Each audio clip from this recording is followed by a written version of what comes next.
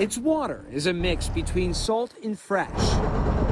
It's unusually shallow for its size. Ooh, the water is low today. And it's home to a variety of life, including oysters. Just beneath the surface, important work to restore oyster beds in Galveston Bay is underway. Oysters are born into the water as just little microscopic larvae. So after about 2 weeks of life, they start to gain weight as they feed and then descend into the water column, and they go in search of something hard to attach to. Haley Leha, Galveston Bay Foundation's Habitat Restoration Manager, explains oysters prefer to cement to other shells or oysters because they are reef-building organisms. Sometimes those baby oysters will grow about 1 inch in 3 months. And just to give you some context, legal size here for commercial harvesting is 3 inches. From served to shucked. Shannon Badd is Habitat Restoration Coordinator with GBF. Each week, Badd collects oyster shells from 26 restaurants throughout the greater Houston area.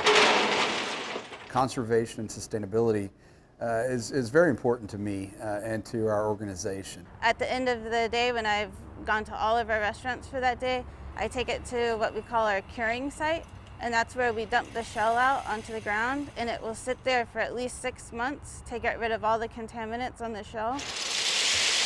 There are millions of oyster shells at this curing site. That's about 1 acre. So we're at our Red Bluff curing site. We separate it out into different piles so we know what's fresh shell and still needs to be cured or cleaned. And that shell then sits in a pile until it reaches about 18 inches. At that time, that pile is essentially stopped, and we move on to the next one to start a fresh pile. Are you seeing success? Is your work paying off?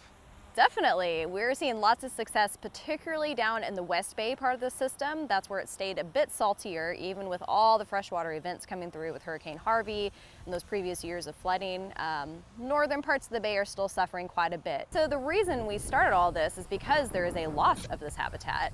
Hurricane Ike and other subsequent storms have brought in so much sediment, it literally covered up those reefs. This is one of 5 sites where oyster restoration takes place. We are in Dickinson Bay. This effort is approximately 2.5 acres. I'll put him back in his new home. Once clean and cured, oyster shells are brought back to the bay, where they build and restore oyster beds to strengthen oyster populations and reduce coastal erosion.